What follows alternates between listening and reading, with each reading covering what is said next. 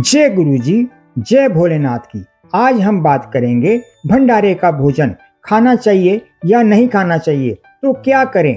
अक्सर सड़क पर लोग भंडारा करते हैं, भोजन बांटते हैं, लंगर कराते हैं, हलवा पूरी बांटते हैं, चाय बांटते हैं। तो जो सड़क पर भोजन बट रहा है या किसी भंडारे से निमंत्रण आ जाता है तो उस भोजन को ग्रहण करना चाहिए या नहीं करना चाहिए।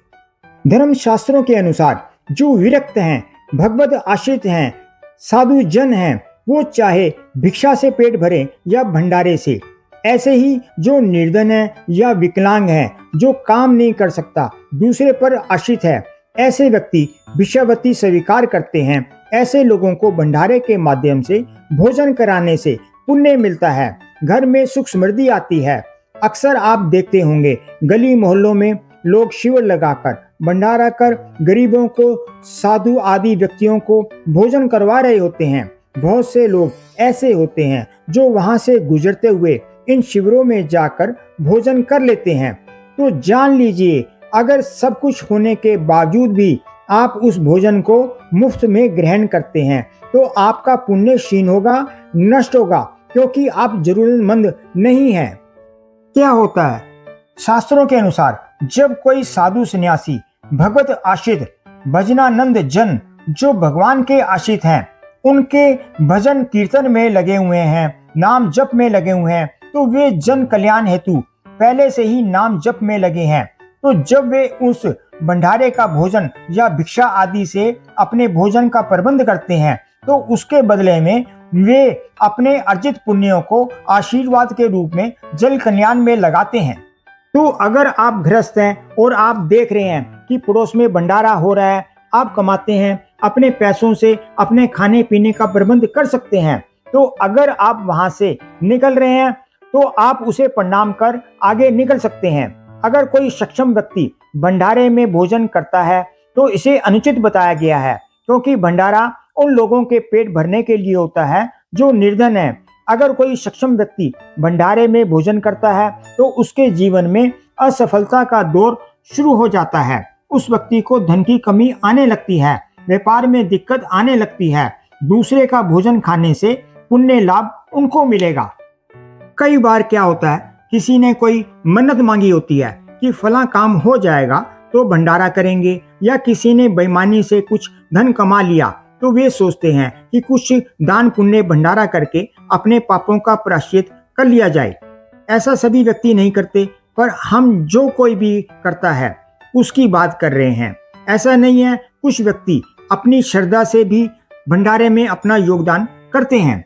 कई बार क्या होता है, कोई व्यक्ति बहुत बीमार होता है, बहुत तकलीफ झेल रहा होता है, तो उसके सुखद जीवन के लिए, उसके स्वास्थ्य लाभ हेतु भी दान पुण्य भंडारा आदि किया जाता है।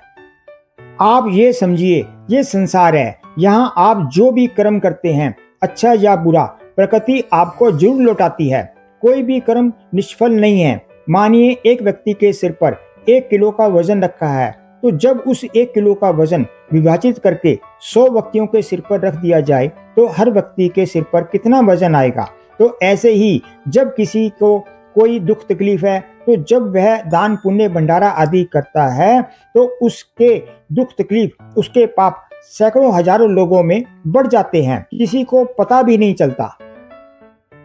अब क्या होता है, जहां भी भंडारा होता है वहां लोग आपसे यही कहते हैं, प्रसाद है, ले लीजिए। तो ऐसे में मुफ्त में भोजन करना आपके बहुत से पुण्यों को नष्ट कर देगा, क्षीण कर देगा। यहाँ अपने तो पाप संभाले नहीं जाते, दूसरे और अपने ऊपर चढ़ा लो। तो अगर आप गृहस्थ हैं, समर्थ हैं, अपने पैसों से खरीद कर खा सकते हैं, तो ऐसी जगह में नहीं जाएं। आप समझिए, ये जो बट रहा है, ये जो दान हो रहा है, दान लेने का अधिकार आपका नहीं है। परमात्मा ने आपको दान करने का समर्थ बनाया है। अगर आपके पास पैसे नहीं हैं तो मत कीजिए दान, और लीजिए भी मत। अगर आप किसी मंदिर या किसी धर्म स्थान आदि में जाते हैं तो वहां प्रसाद बट रहा है, तो आप प्रसाद के रूप में एक किनका लेकर जुबान पर रख सकते हैं।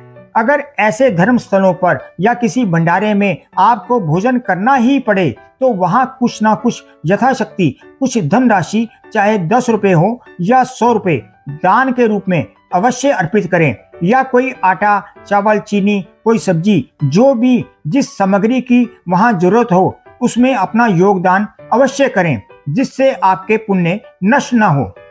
कई बार लोग भंडारे में अपने नाम के लिए कुछ धनराशि दे देते हैं, फिर भंडारे से अपने बर्तन भर भर कर अपने घर लाते हैं और ऐसे में पुण्य नष्ट हो जाते हैं।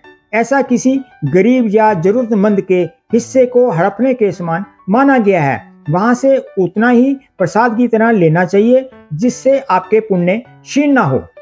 जानकारी पसंद आई हो तो चैनल को लाइक करें, शेयर करें और सब्सक्राइब करें और कमेंट बॉक्स में जय भोलेनाथ का जयकारा लगाइए। जय गुरु जी, जय भोलेनाथ।